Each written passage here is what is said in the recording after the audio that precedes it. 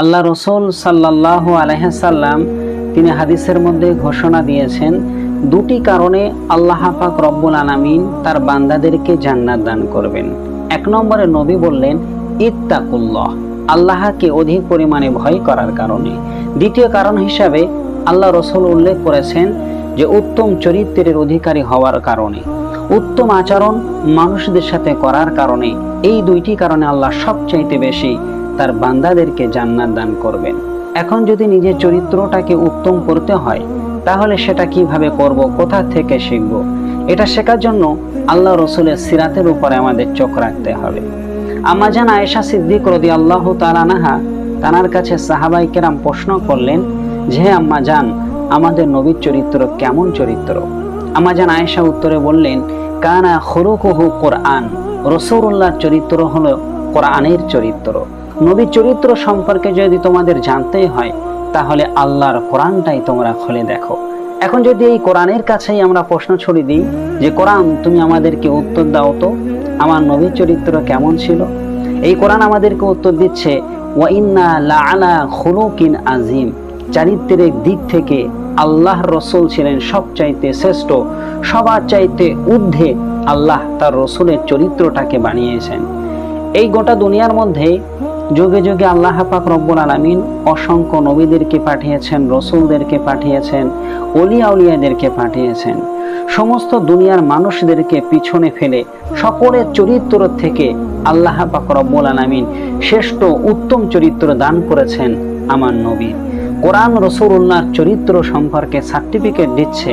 সেখানে যদি আজকের কোনো মানুষ আমার নবীকে নিয়ে কোনো কটূক্তি করে থাকে, তাহলে এতে কোনো যায় আসে না, কারণ কোরআন স্বয়ং রাসূলুল্লাহর চরিত্রের সার্টিফিকেট দিচ্ছে। সুবহানাল্লাহ। এই নবীজি কোন ধরনের মানুষদের সঙ্গে কি রকম ব্যবহার করত, এটা আমাদেরকে শিখতে হবে, এবং ওই রকম ব্যবহার যদি আমরা করতে পারি, উত্তম চরিত্রের অধিকারী হওয়ার কারণে, উত্তম আচরণ করার কারণে আল্লাহ পাক রব্বুল আলামিন কালকে আমাদেরকে জান্নাত দান করবেন। আল্লাহ রাসূল সাল্লাল্লাহু আলাইহি সাল্লাম তিনি যখন মানুষদের সাথে কথাবার্তা বলতেন, মুখে মুস্কি হাসি রেখে কথা বলতেন। রাসূলুল্লাহর এরকম চমক দেখে মানুষ খুবই আকৃষ্ট হয়ে যেত আমার নবীর প্রতি। তার এই উত্তম ব্যবহারের প্রতি, তার এই ভালোবাসা দেখে মানুষ ইসলাম ধর্মটাকে দলে দলে কবুল করে নিত, এবং বড় বড় শত্রুরা পর্যন্ত রাসূলুল্লাহর মুস্কি হাসি দেখে তারা রাসূলুল্লাহর দিবানা হয়ে যেত। এই নবী বাচ্চাদের সঙ্গে কিরকম আচরণ করতেন? আল্লাহ রসুল সাল্লাল্লাহু আলাইহি সাল্লাম তিনি একবার মসজিদে নববীতে নামাজ পড়াচ্ছেন। এমন সময় তিনি যখন সেজদায় চলে গেলেন, সেজদা থেকে তিনি আর মাথা তুলছেন না। সাহাবায়ে কেরাম মনে করলেন আল্লাহ রসুলের উপরে মনে হয় ওহী নাজিল হচ্ছে। কিন্তু পরবর্তীতে আল্লাহ রসুল যখন নামাজ শেষ করলেন, সাহাবায়ে কেরাম জিজ্ঞাসা করলো, ইয়া রাসূলুল্লাহ, আপনার প্রতি কি কোরআন নাজিল হচ্ছিল? আপনি সেজদা থেকে কেন মাথা তুলছিলেন না?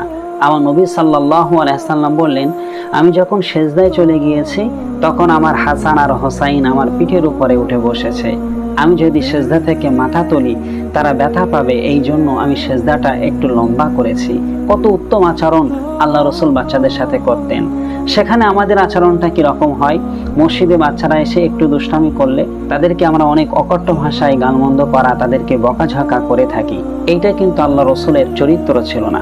মহানবী সাল্লাল্লাহু আলাইহি সাল্লাম তিনি হাদিসের মধ্যে বলছেন, তোমরা ততক্ষণ পর্যন্ত আমার পরিপূর্ণ উম্মাত হতে পারবে না যতক্ষণ পর্যন্ত তোমরা বাচ্চাদেরকে স্নেহ না করবে আর বয়োজ্যেষ্ঠদেরকে তোমরা সম্মান শ্রদ্ধা না করবে। রাসূলুল্লাহ বয়োজ্যেষ্ঠদেরকে সম্মান শ্রদ্ধা করত, বাচ্চাদেরকে স্নেহ করত। আনাস রাদিয়াল্লাহু তাআলা আনহু তিনি দীর্ঘ 10টা বছর আল্লাহ রসুলের কাছে তানার খেদমত করেছেন, তানার খাদেম ছিলেন। এই আনাস রাসূলুল্লাহ চরিত্র সম্পর্কে সার্টিফিকেট দিচ্ছে যে এই 10 বছরের জিন্দাগিতে রাসূলুল্লাহ কোনোদিন আমার প্রতি তিনি কোনো সময় রাগ করেননি, কোনো সময় রাগ করে উফ শব্দটি পর্যন্ত ব্যবহার করেননি। আল্লাহ রসুল একবার আমাকে একটা জুব্বা আনার জন্য, জামা আনার জন্য পাঠিয়ে দিয়েছে। আমি সেই কাজে বার হয়ে রাস্তায় বাচ্চাদের সঙ্গে খেলা করতে শুরু করে দিলাম। পরবর্তীতে আমার ফিরে আসতে দেরি হলো দেখে আল্লাহ রসুল আমাকে খোঁজার জন্য বার হলেন। তিনি এসে দেখছেন আমি বাচ্চাদের সঙ্গে খেলায় মুক্ত রয়েছি। রাসূলুল্লাহ আমার পিঠের উপরে এসে আলতো করে হাত দিলেন। আমি রাসূলুল্লাহর দিকে এইভাবে যখন তাকালাম, নবী বললেন, আনাস, তোমাকে যে আমি একটা কাজে পাঠিয়েছিলাম, তুমি সেখানে যাওনি? তিনি বললেন, ইয়া রাসূলুল্লাহ, আমি এখনই যাচ্ছি। এখানে আমি আপনি হলে তো তাকে বকাঝকা করতাম, কিন্তু আল্লাহ রাসূল তাকে বকলেন না। কত সুন্দর উত্তম ব্যবহার করেছেন, বাচ্চাটাও খুশি হয়ে গেছে। এই নবী পশু পাখিদের সঙ্গে কিরূপ ব্যবহার করতেন। আল্লাহ রাসূল সাল্লাল্লাহু আলাইহি সাল্লাম তিনি একবার একটি খেজুর বাগানের মধ্যে প্রবেশ করলেন।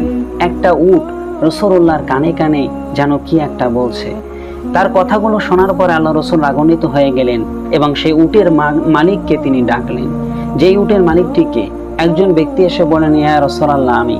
তিনি বলছেন, তোমার উট তোমার সম্পর্কে আমার কাছে নালিশ দিচ্ছে যে তুমি তাকে ঠিক মতো খেতে দাও না, অথচ তার দ্বারা তুমি অসংখ্য কাজ করিয়ে নিচ্ছ।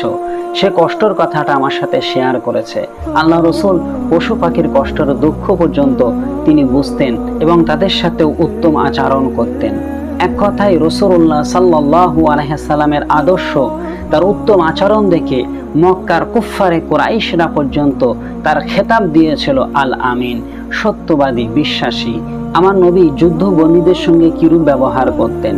আল্লাহ রাসূল সাল্লাল্লাহু আলাইহি সাল্লাম তিনি নিজেও আর তার সাহাবীদেরকে শিক্ষা দিতেন যে তোমরা যুদ্ধ বন্দীদের সঙ্গে খারাপ ব্যবহার করবে না, তাদেরকে ঠিক মতন দেখভাল করা, তাদেরকে খেতে দেওয়া, তাদের সাথে টর্চার না করা, তাদেরকে কষ্ট না দেওয়া, এই রকম শিক্ষা আল্লাহ রাসূল তাদেরকে দিতেন। বেধর্মীর সঙ্গে উত্তম আচরণ করা, প্রতিবেশীর সাথে উত্তম আচরণ করার শিক্ষা আল্লাহ রাসূল আমাদেরকে দিয়েছেন। বেধর্মী যদি হিন্দুও হয়, খ্রিস্টানও হয়, সে যদি বিপদে পড়ে, তাহলে ওই মুসলমানের দায়িত্ব হলো যে তার কাছে গিয়ে তার বিপদের সময় তার পাশে দাঁড়ানো, তাকে যত সাধ্য সাহায্য করা।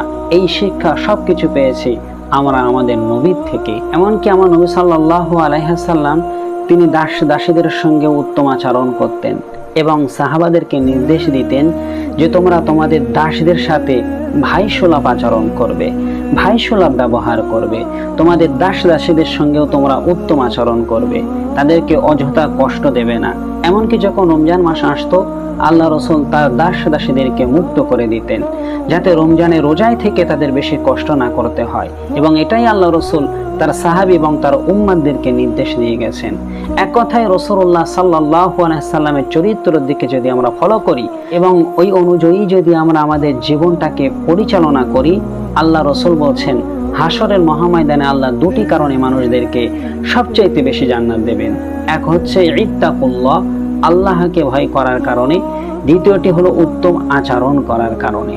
তো আমরা যদি এই আচরণ রাসূলুল্লাহর সিরাত থেকে, তার জীবনী থেকে শিখে মানুষের সাথে উত্তম আচরণ করতে পারি, তাহলেই কিন্তু জান্নাত মিলবে। এখানে আল্লাহ রাসূল এই কথা বলেননি নামাজ পড়ার কারণেই আল্লাহ বেশি জান্নাত দেবেন, তিনি একথা বলেননি হজ করার কারণেই আল্লাহ বেশি জান্নাত দেবেন। তিনি বলেছেন উত্তম চরিত্রের কারণে, উত্তম আচরণ মানুষের সাথে করার কারণে আল্লাহ মানুষদেরকে সবচাইতে জান্নাত দান করবে। আল্লাহ রাসূল বলেছেন তোমরা যদি জমিনবাসীর প্রতি সদয় হয়ে যাও, আল্লাহ পাক রব্বুল আলামিন তোমাদের প্রতি তার রহম বর্ষণ করবেন, তার রহমত বর্ষণ করবেন, তিনি তোমাদের প্রতি সদয় হয়ে যাবেন। মোট কথা হলো আল্লাহ পাক রব্বুল আলামিন আমাদের সকলকে রাসূলুল্লাহর চরিত্র মোতাবেক আমাদের জীবন যাপন করার তৌফিক দান করুক। তার দেখানো আদর্শ মোতাবেক আমরা যেন জীবন যাপন করতে পারি, আল্লাহ তৌফিক দান করুক। সকলে বলি আল্লাহুম্মা আমিন। ভিডিওটি কেমন লাগলো মতামত অবশ্যই কমেন্টের মধ্যে একটু রেখে যাবেন, ভালো লাগলে একটি লাইক দেবেন আর অন্যদের কাছে একটু শেয়ার করে দেন। ইনশাআল্লাহ আগামীতে আপনাদের সাথে আবার দেখা হবে। আল্লাহ হাফেজ।